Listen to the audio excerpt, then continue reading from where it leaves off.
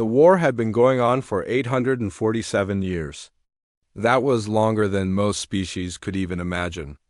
The Galactic Council chamber floated in the void between stars, a massive station where dozens of alien races gathered to discuss their survival.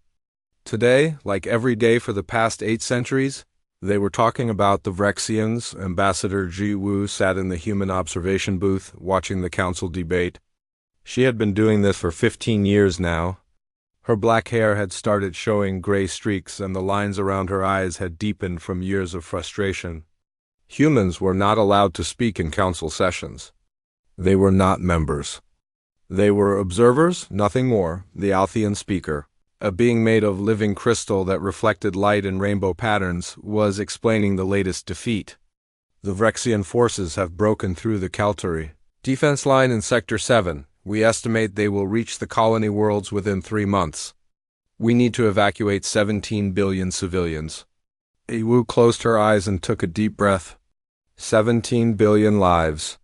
The council would spend the next 6 months debating evacuation procedures, resource allocation, and temporary housing. Meanwhile, the Vrexians would keep advancing. This was how the council fought wars, slowly, carefully, always thinking about the next century. Never about the next day. Her communication device buzzed. A message from Earth, from Commander Day 1. She opened it and read quickly. Her eyes widened. On the main floor, a Kalturi general was speaking. The 4-armed creature gestured with all its limbs at once, its translator making its clicks and whistles into words everyone could understand. We need reinforcements at the Kalturi line. If we can hold for another year, we can build new defensive platforms. Another year. Another 1,000 years. It was all the same to them. Ji Woo stood up. She was not supposed to interrupt council sessions. Humans were meant to sit quietly and watch. But she had been watching for 15 years, and she was done watching. "Council members," she called out. Her voice echoed through the chamber. Every alien eye, stalk, sensor, and optical organ turned toward her. "I have an urgent message from Earth." The Althean speaker's crystal body pulsed with irritation. "Ambassador Ji Woo, you know the rules. Humans do not have speaking privileges in this chamber." "I know the rules," Ji Woo said. She walked down from the observation booth, her footsteps loud on the metal floor. "I have followed the rules for 15 years. I have submitted 143 formal applications for Earth to join the Galactic Council. All denied. I have been patient. But I need to speak now, and you need to listen." A prismatic delegate, its gaseous body swirling in its containment suit, made a sound like wind through caves. "This is highly irregular. So is losing a war that has lasted 847 years, Ji Woo said. She reached the center of the chamber. "The Vrexians have broken your defensive line. They are advancing toward your core worlds. You are talking about evacuating billions of civilians. I am offering you an alternative." The Althean speaker tilted its crystalline head. "What alternative could Earth possibly offer? You are a single world. You have no interstellar empire. You have never fought in a galactic war." "Exactly," Ji Woo said. "We have never fought in a galactic war. But we have fought wars. Thousands of them. On our single world, we have learned more about warfare than you have in 8 centuries of conflict." The chamber erupted in noise. Dozens of species all talking at once, their translator devices creating a chaos of overlapping voices. The Kalturi general slammed 2 of its arms on its desk. "Humans are violent. This is why we kept them in quarantine. They are too dangerous." Ji Woo let the noise continue for a moment, then held up her hand. "Yes, we are violent. We have fought each other for our entire history. We know war. We understand it. And we know how to end it." The prismatic delegate's gas swirled faster. "You think you can end a war that has lasted 847 years? "I know we can," Ji Woo said. She pulled out a datapad and projected its contents into the air above the chamber. It showed battle reports, tactical analyses, resource distributions, all the Council's military data from the past century. Commander Day 1 of Earth Defense Forces has reviewed your military records. He has identified 17 critical errors in your strategic approach. The Althean speaker moved closer to examine the projection. Errors?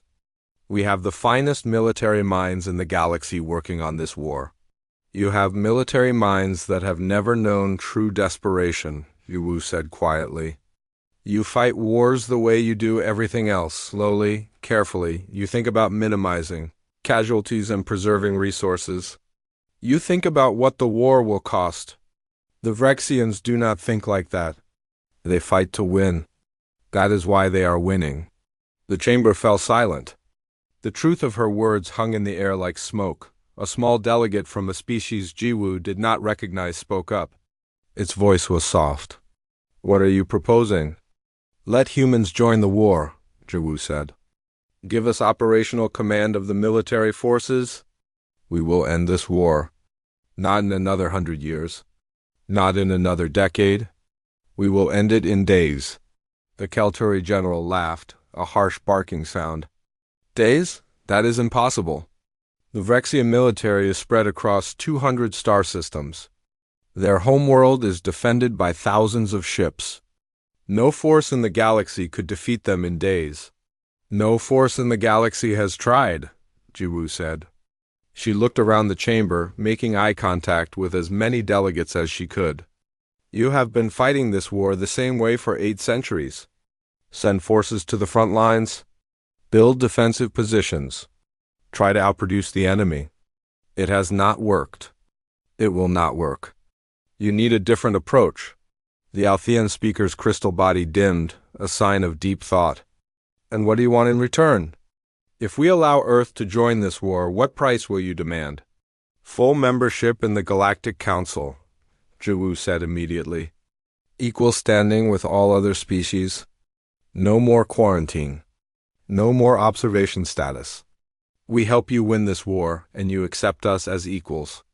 The chamber erupted in argument again. Some delegates supported the idea. Many opposed it. The debate raged for hours. Jiwu stood in the center of it all, waiting. She had delivered her message. Now it was up to them, finally, as the station's artificial sun began to set, creating an artificial evening. The Althean speaker called for a vote. All in favor of allowing Earth to join the war effort with the promise of full council membership upon victory. The vote was close, very close, but desperation won over fear. The motion passed. The Althean speaker turned to Jiwu. Its crystal body pulsed with uncertain colors. Very well, Ambassador. Earth may join the war. But understand this. If your Commander Day 1 fails, if his strategy costs us more than we can afford, Earth will remain in quarantine forever. Do you accept these terms? Jiwu smiled for the first time in years. I accept. Contact Earth Defense Forces. Tell them to prepare 3 fleets. And tell your forces on the front lines to stand down. We will not be fighting there. Where will you fight? The Kelturi general demanded. Where wars are won, Wu said. At the enemy's heart. The message reached Earth 16 hours later. General Bio-Ra read it 3 times before she believed it. After 2 centuries of isolation, after being told humanity was too violent and too dangerous for civilized space, the Galactic Council was finally asking for help. No, not asking. They were begging. She walked through the corridors of Earth Defense Command. A massive underground facility built into the mountains of what used to be called Korea. The walls were lined with screens showing data from across the solar system. Human civilization had not stopped advancing just because aliens had told them to stay home. If anything, the quarantine had made humanity stronger. They had 200 years to prepare for the day they would join the galaxy. That day had finally come. Commander Day 1 was waiting in the strategy room. He was younger than Bio-Ra by 10 years, but his hair was already gray. He had spent the last decade studying every piece of information about the galactic war that Earth could gather. Long-range sensors, intercepted communications, stolen data. Earth had been watching. Always watching. The Council accepted our terms, Bio-Ra said as she entered the room. Day One looked up from the holographic display he was studying. His face showed no emotion, but his eyes flickered with something that might have been satisfaction. Good. How much time do we have?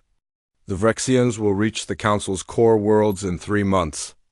The Council expects us to send forces to reinforce the defensive lines. We will not be reinforcing anything, Day One said. He gestured to the holographic display, and it shifted to show the entire galactic war zone. Red areas marked Vrexian territory. Blue areas marked Council space. There was a lot more red than blue. The Council has been fighting this war wrong from the beginning. They think war is about holding territory and protecting resources. They fight like merchants arguing over trade routes. But we'll move closer to the display. And how should they be fighting? Like their survival depends on it, Day One said quietly. Because it does? The door opened and Lieutenant Hay-One entered. She was young, only 26, but she had graduated top of her class at the Tactical Academy. She carried a datapad and looked excited. General Commander, I finished the analysis you requested. Show us, Ba-Ra said. Hay-One activated her datapad and new information appeared on the holographic display.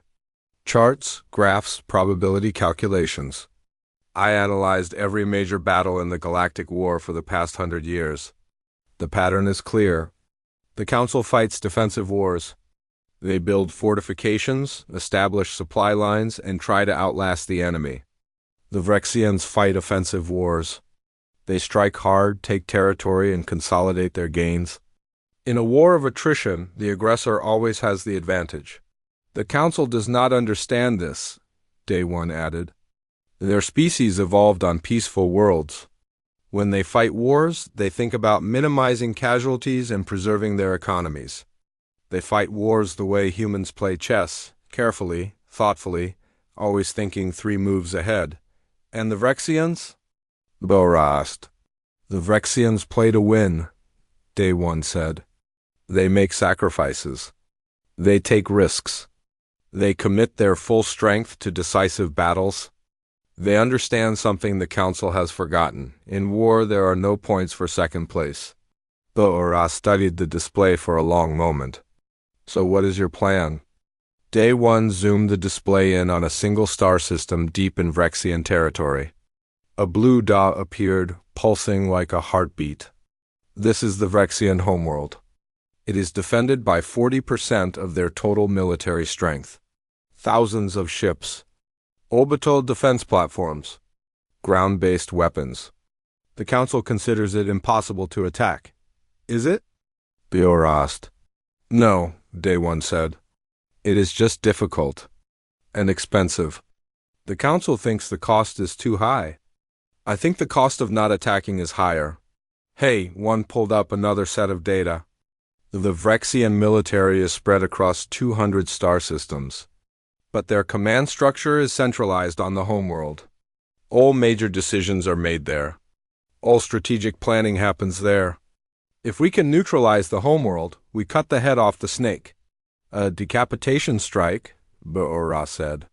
She had fought in wars before, back when Earth nations still fought each other.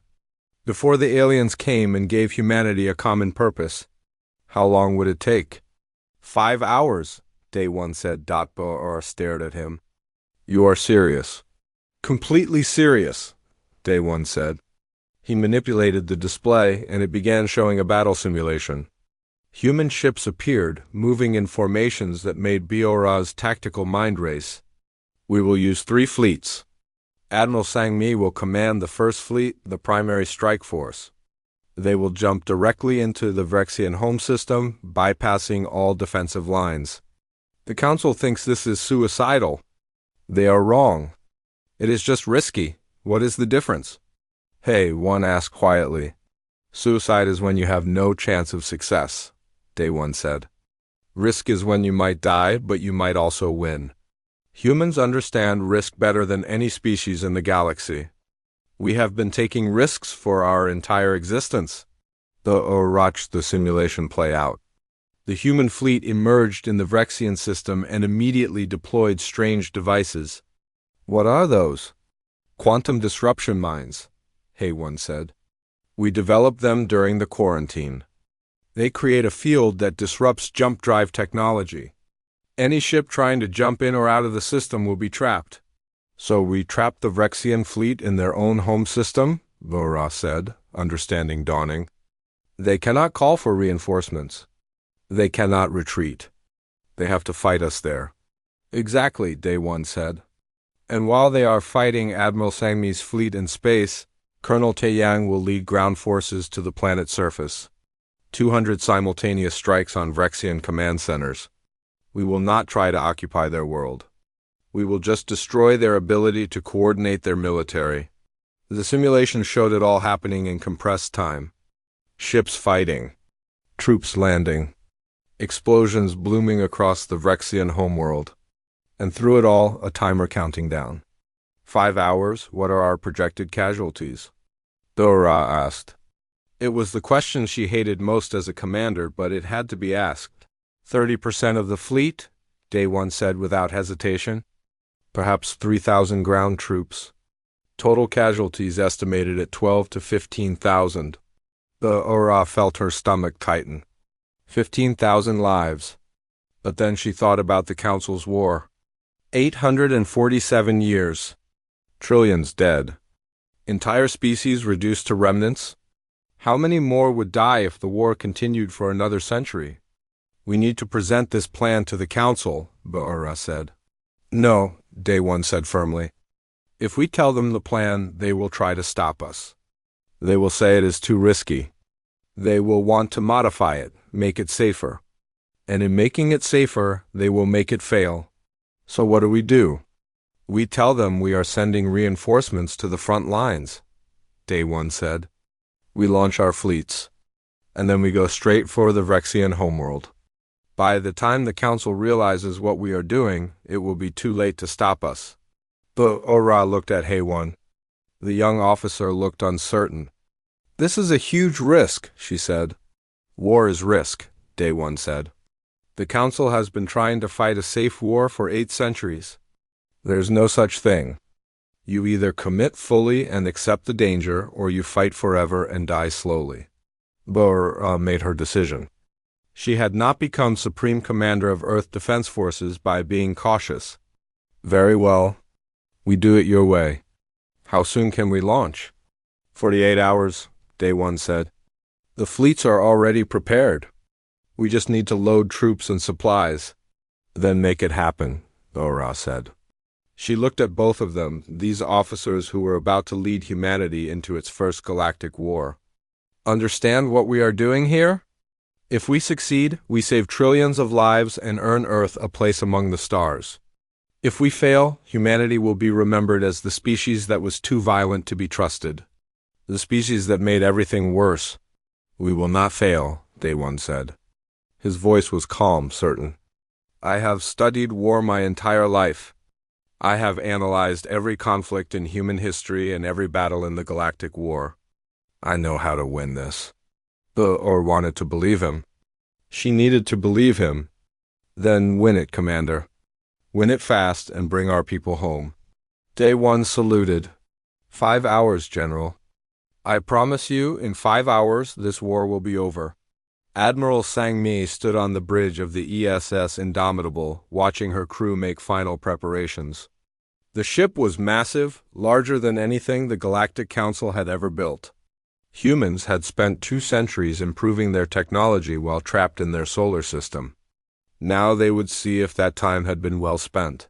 Fleet status report, she said calmly. Captain Hyansu, her second-in-command, read from his display. All ships ready. First Fleet consists of 42 warships, 18 support vessels, and 36 fighter carriers. Second and third fleets are in position at designated coordinates. Ground forces are loaded and ready. Sammy nodded.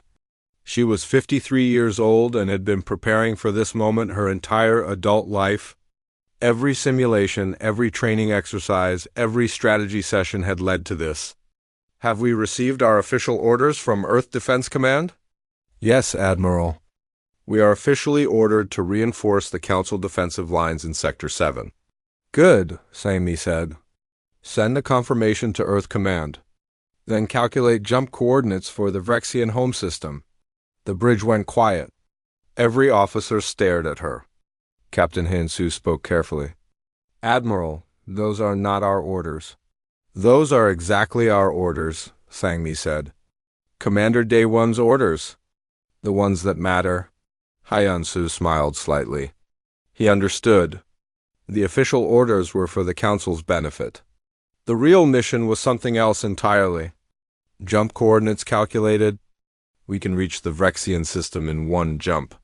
Then let us not waste time, Sangmi said. She activated the fleet-wide communication channel.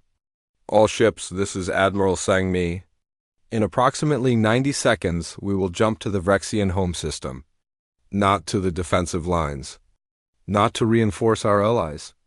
Directly to the enemy homeworld. She paused, letting that information settle. She could imagine the surprise on every ship in her fleet. They had trained for this, but training was different from reality. The Galactic Council has been fighting this war for 847 years, Sangmi continued. They have fought carefully, defensively. They have tried to minimize casualties and preserve resources. And they have been losing. We are going to fight differently. We are going to strike at the heart of the enemy. We are going to take risks. Some of us will not come home.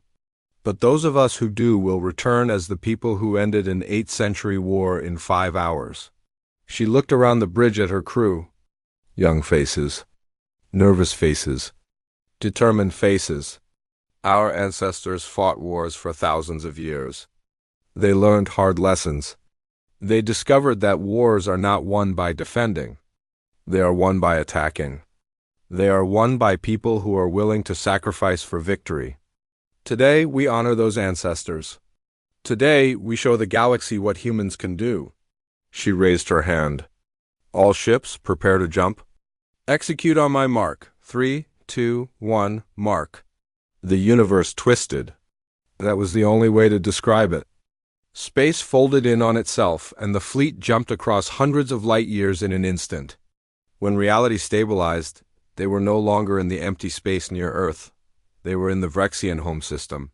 Surrounded by enemy ships, alarms blared immediately. The Vrexian defense fleet was massive. Thousands of ships, just as intelligence had predicted. Sangmi watched them on her displays, seeing the enemy scramble to respond to the unexpected intrusion. Deploy quantum disruption mines, she ordered. Full spread. I want this entire system locked down. The mines launched from every human ship, spreading out in a predetermined pattern. They were small, almost invisible, but their effect was immediate. The space around the Vrexian homeworld began to shimmer with a strange energy. Any ship trying to use jump drive technology would find themselves trapped, unable to leave or call for reinforcements. Enemy fleet moving to engage, Hyunsu reported. I count 3,200 vessels. They have us outnumbered 75 to 1. Only 75 to 1? Sangmi said with a slight smile. I expected worse. All ships, attack formation Delta. Focus fire on their command ships. Ignore the smaller vessels. The human fleet moved with precision that surprised even Sangmi. They had trained together for years, but seeing it in actual combat was different. Each ship knew its role. Each captain trusted the others to do their part. This was something the Council fleet had never managed. Too many species, too many different fighting styles. Humans fought as one, the first missiles launched. Human weapons were different from Council technology, faster, more precise, more destructive. The Vrexians returned fire, and Sangmi felt her ship shake as energy weapons struck the shields. Shields holding at 82%, the tactical officer reported. Keep us moving, Sangmi ordered. Do not let them pin us down. The battle unfolded in 3 dimensions, ships twisting and turning in the vacuum of space. The Vrexians fought well. They were experienced warriors, veterans of 8 centuries of war. But they were confused. No one had ever attacked their homeworld before. They did not have defensive protocols for this situation. They were improvising. and improvisation created mistakes. A Vrexian command ship exploded as 3 human missiles struck it simultaneously. Then another. The enemy fleet began to lose coordination. Without their command structure, individual ships fought independently, making them easier to defeat. "Ground forces, you are cleared for landing," Sang Mi broadcast to Colonel Taeyong's ships. "The orbital space is contested but passable. Get down there and do your job." Below her ship, she could see the Vrexian homeworld. It was beautiful, actually. Blue oceans, green continents, white clouds. From space, it looked peaceful. That was about to change. 200 drop ships descended through the atmosphere. They were spotted immediately, and Vrexian ground defenses opened fire. Sang Mi watched as several drop ships were destroyed, bright flashes against the planet's surface. But most made it through. Most reached their targets. "Admiral, we have a problem," Hyun-Soo said. His voice was tight. "The Vrexian fleet is regrouping. They have brought in ships from the outer system.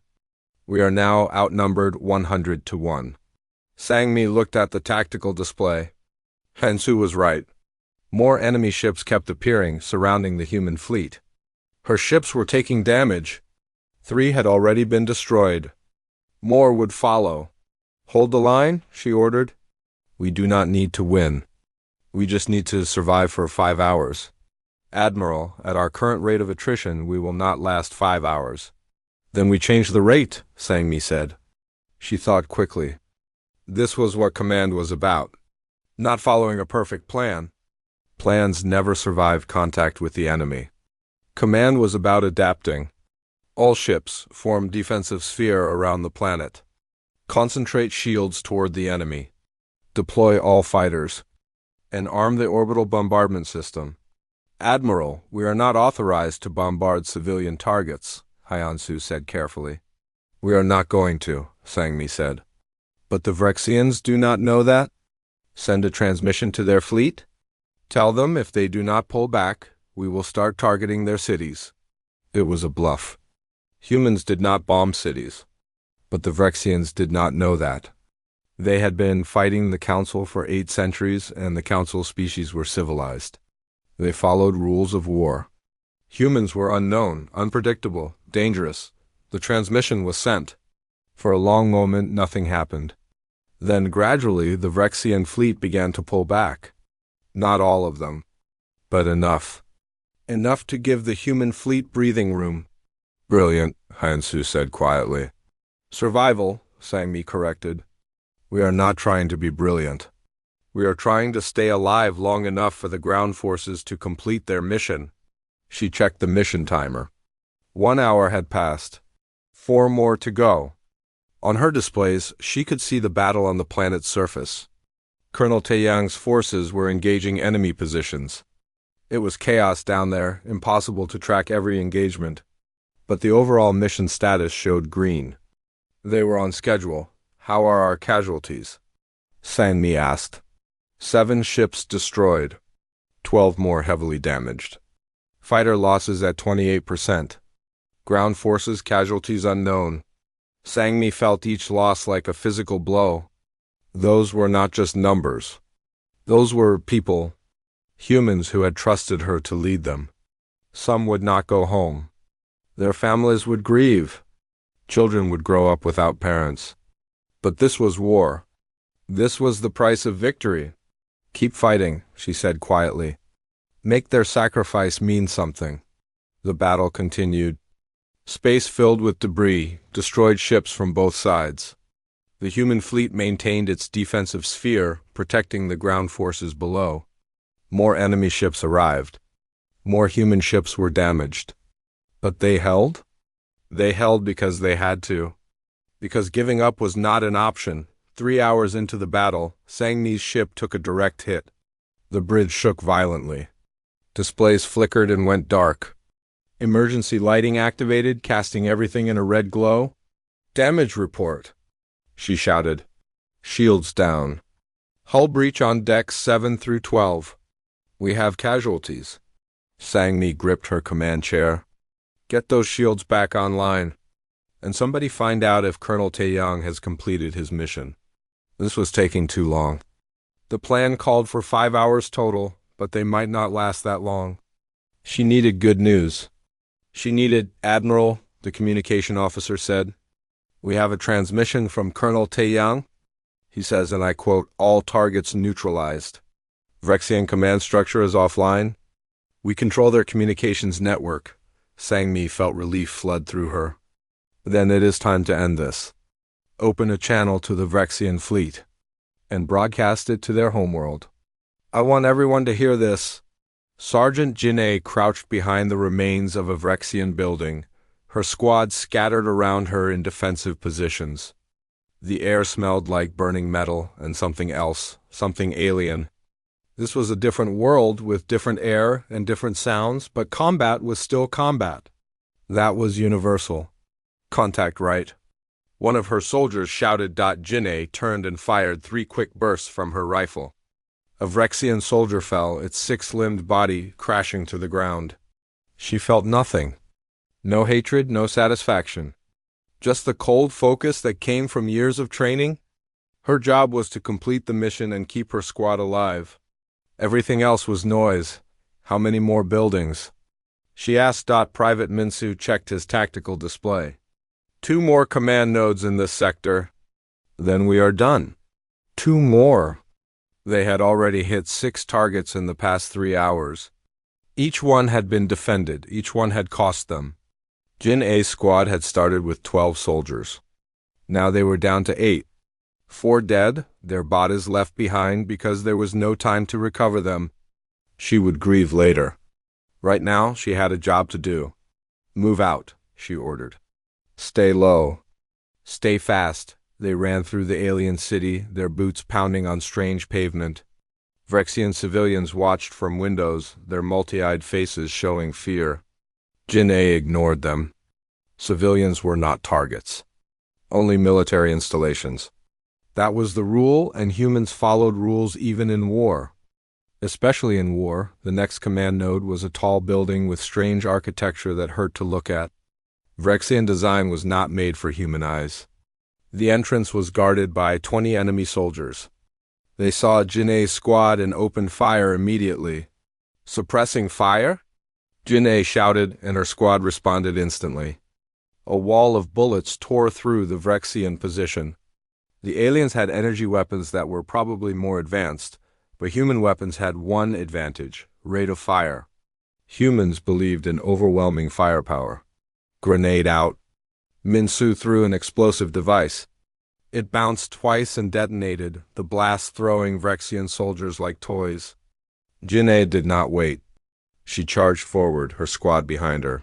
And they were through the entrance before the enemy could regroup. Inside, the building was chaos. Vrexian military personnel ran in all directions, trying to evacuate or defend or simply escape. Jin-A's squad moved through them like shadows, precise and deadly. They were not here to kill everyone. They were here to destroy the communication equipment that allowed this command node to function. There, Jin-A pointed to a room filled with strange technology. Lights blinked in patterns that made no sense. Cables connected devices in ways that seemed random. None of it mattered. Plant the charges. Her squad worked quickly. Explosive charges placed at key points. Timer set for 3 minutes. Enough time to get clear. "All teams, this is Jin-A," she broadcast on the command frequency. "Target 7 complete. Moving to Target 8.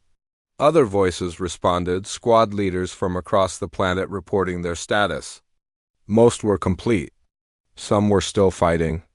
A few did not respond at all. Those squads were gone, wiped out by enemy resistance. The price of war. They ran from the building and made it half a block before the charges detonated. The explosion was massive, the building collapsing in on itself. Jin-A felt heat on her back even through her armor. Another command node destroyed. Another piece of the Vrexian military infrastructure gone. Target 8 was 2 miles away. They ran the whole distance, their powered armor assisting their muscles. Vrexian forces tried to stop them twice, but Jin-A's squad cut through them. They were not better soldiers. They were not stronger or faster. but they were more determined. They had trained for this their entire careers. The Vrexians were improvising. The eighth target was underground, a bunker designed to survive orbital bombardment. The entrance was sealed with a massive door that would take too long to breach. Jin'ei made a decision. Minsu, call for air support. Tell them we need this bunker opened. Air support is engaged in the orbital battle, Minsu said. They cannot spare any ships. Jin'ei cursed quietly. Then she had an idea. Does anyone still have their shaped charges? 3 soldiers raised their hands. Shaped charges were designed to cut through ship hulls. They might work on a bunker door. It was worth trying. They placed the charges around the door's edge and retreated to a safe distance. The explosion was precise, focused, and when the smoke cleared, the door was hanging loose. Not destroyed, but damaged enough to force open. Inside the bunker, Vrexian soldiers were waiting. They had prepared defensive positions, knowing someone would try to breach the door. Jin'ei lost 2 more soldiers in the first exchange of fire. 6 left. Half her squad gone, but they kept pushing forward because that was what soldiers did. They advanced through corridors lit by strange alien lights, fighting room by room. The Vrexians defended desperately, but desperation was not enough. Jin'ei's remaining soldiers were professionals. They moved like one organism, covering each other, communicating with hand signals when words were too dangerous. Finally, they reached the command center. The room was large, filled with Vrexian officers working at their stations. They looked up as Jin'ei's squad entered, and she saw real fear in their eyes. Good. Fear meant they understood they had lost. Everyone down. Jin'ei shouted. Her suit's translator converted the words into the Vrexian language. On the ground, now. Most of them obeyed. A few reached for weapons. Those few died. Jin'ei did not enjoy killing, but she did not hesitate either. This was war. People who reached for weapons got shot. That was how it worked. Secure the room, she ordered. Her soldiers moved quickly, disarming the Vrexians and placing them under guard. Jin'ei walked to the main communication console. It was still active, still connected to other Vrexian military installations across the planet and beyond. She activated her own communication device and linked it to the console. Colonel Taeyang, this is Sergeant Jin'ei. I have control of an active command node. I can broadcast to the entire Vrexian network. The colonel's voice came back immediately. Excellent work, Sergeant. Stand by. We are patching in Admiral Sang-mi. Jin'ei waited, watching her squad guard the prisoners. Minsu was wounded, she noticed. A burn across his arm where a Vrexian energy weapon had grazed him. He had not mentioned it. Professional to the end. Admiral Sang-mi's voice came through the channel, and Jin'ei heard it echo through the Vrexian communication network. The Admiral was broadcasting to everyone? Every Vrexian soldier, every civilian, every ship in the defense fleet. This is Admiral Sang-mi of the Earth Defense Forces, speaking to all Vrexian forces. Your homeworld is under our control. We have destroyed your command infrastructure. We have disabled your communication network. We have trapped your defense fleet in your own star system with technology you cannot counter. Your war is over. Jin'ei watched the Vrexian officers on the ground. They were listening, their expressions changing from fear to something else. Resignation, acceptance, they knew it was true. We are not here to destroy you, Sang-mi continued. We are not here to conquer you. We are here to end this war. 847 years is long enough. Trillions have died. Entire civilizations have fallen. It stops now. One of the Vrexian officers on the ground spoke. Jin'ei's translator rendered the words into something she could understand. You are just one species. How did you defeat us in hours when the Council could not defeat us in centuries? Jin'ei looked down at the alien. Because we understand something you and the Council both forgot. War is not about fighting forever. It is about winning quickly. You taught the Council that lesson by being more aggressive than them. Now we teach you by being more aggressive than you. The officer's multiple eyes blinked in what might have been understanding or might have been something else entirely. What happens now? Now you surrender? Jinnei said. Or we start bombing your cities. The admiral just said, we are not here to destroy you, but make no mistake. If you force our hand, we will do what is necessary to win. It was a bluff. Humans did not bomb cities. But the Vrexian did not know that. Could not know that. And the uncertainty was enough. Admiral Sangmi's voice continued broadcasting. You have 10 minutes to respond. Contact your Supreme Commander. Tell them the war is over. They can surrender with honor, or they can watch their homeworld burn. The choice is theirs. Jinnei checked her mission timer. 4 hours and 43 minutes since the invasion began. Right on schedule. Commander Day 1 had planned for 5 hours. They would make it with time to spare. The Vrexian officers on the ground were talking to each other in rapid words that the translator struggled to keep up with: arguments, debates, fear and anger and confusion.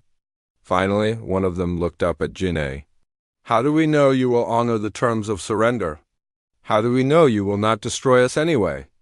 It was a fair question. Jinnei thought about how to answer.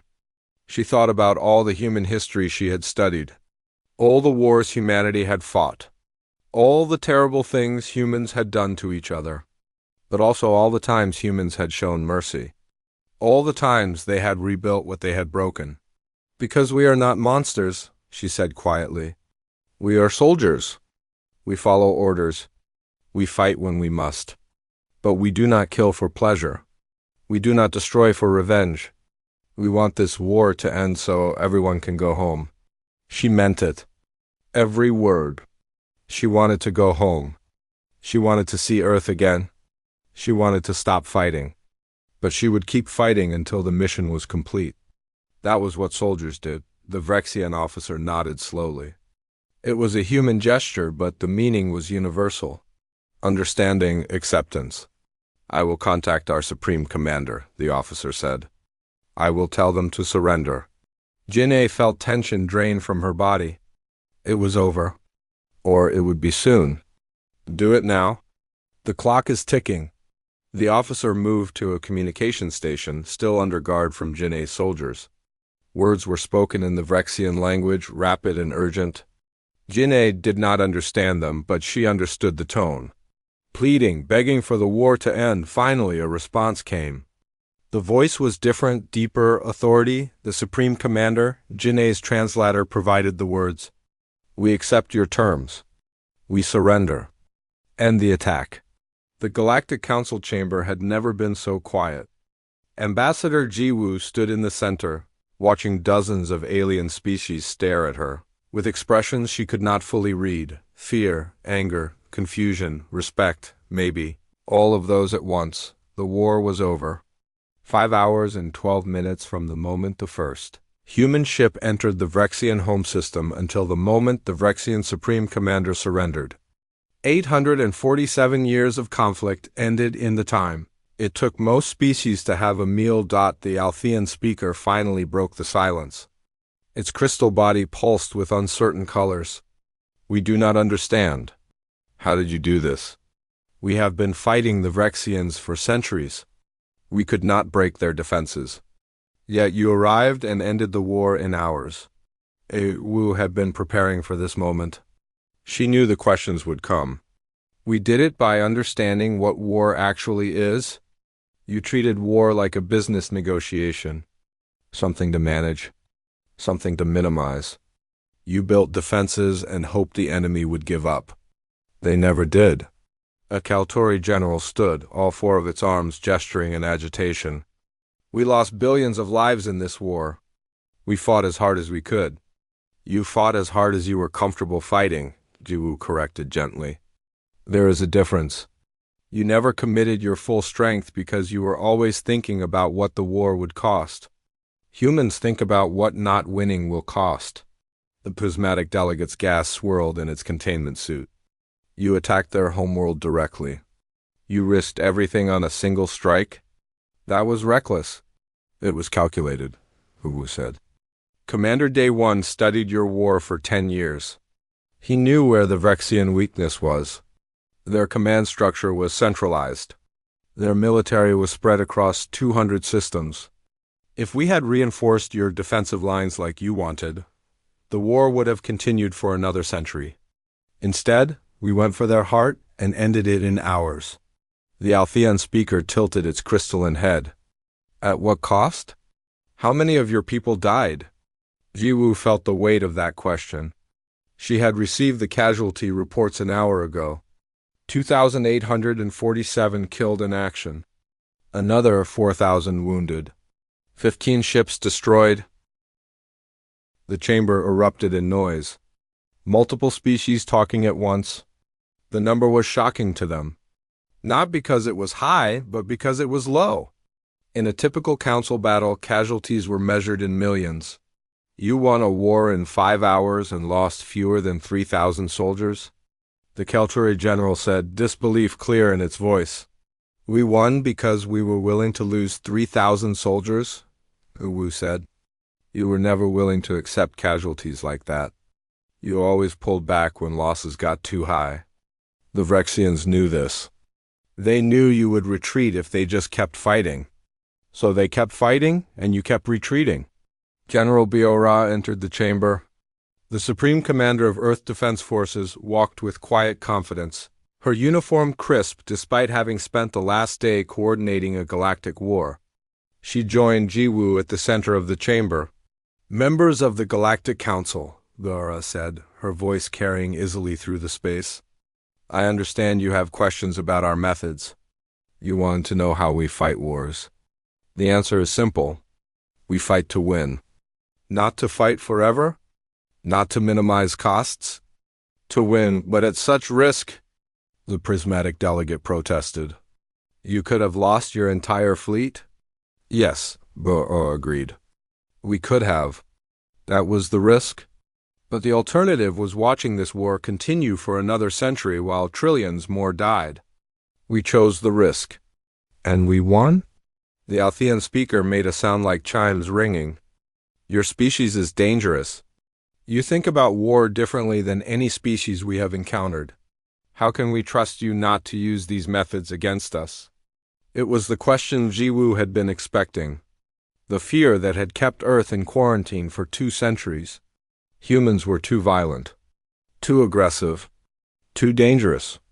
And now they had proven it by ending an 8th-century war in 5 hours. You can trust us because we do not want war, Jiwoo said quietly. Every human who died today is mourned. Every ship we lost is a tragedy. We did not celebrate our victory. We held memorial services. We are good at war because we hate it, because we know what it costs. She looked around the chamber, meeting as many alien gazes as she could. Your species evolved on peaceful worlds. You have never known true existential threat. When you fight wars, you think you have time. You think you can negotiate. You think you can find a compromise. Humans come from a world that tried to kill us every day. We evolved competing with predators and diseases and each other. We learned that when something threatens your survival, you do not negotiate. You win quickly, decisively, and then you make peace. Commander Day 1 entered the chamber, walking with the quiet exhaustion of someone who had not slept in 2 days. He joined Biora and Jiwoo, forming a united front of humanity before the Galactic Council. I have just come from a conference with the Vrexian Supreme Commander, Day 1 said. They have agreed to all terms of surrender. They will withdraw from all conquered territories. They will pay reparations to the species they have harmed. They will reduce their military to defensive forces only. And in exchange, we will help them rebuild. Help them rebuild? The Kelturi general said in shock. They have been your enemy. They were our enemy for 5 hours, Day 1 said. Now the war is over. Now they are just another species trying to survive in this galaxy. Humans know how to fight wars. We also know how to end them. You do not create lasting peace by destroying your enemy. You create it by giving them a reason to stop fighting.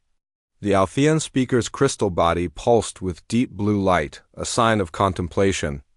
You are very strange to us, humans. You fight with such violence, yet speak of peace and rebuilding. You are willing to die by the thousands, yet you mourn every loss. We do not understand you. You do not need to understand us, Jiwoo said. You just need to trust that we want the same things you want. Peace, safety, a chance to explore the galaxy without fear. We earned that chance today. We ended your war. Now we ask that you honor your agreement. Give Earth full membership in the Galactic Council. A long silence followed. The council members looked at each other, communicating in ways humans could not fully perceive. Finally, the Althean speaker spoke. There will be a vote.